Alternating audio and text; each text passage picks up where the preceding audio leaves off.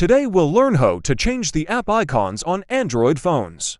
Search and open Play Store. Search for icon packs. You'll see so many icon packs. Take a look at the icons. See which icons you like.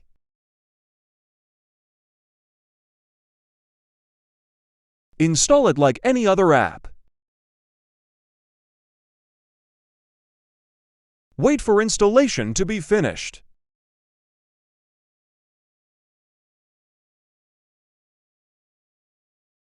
Open the app. Allow access and press Apply to Home. You can toggle between and select icon pack here.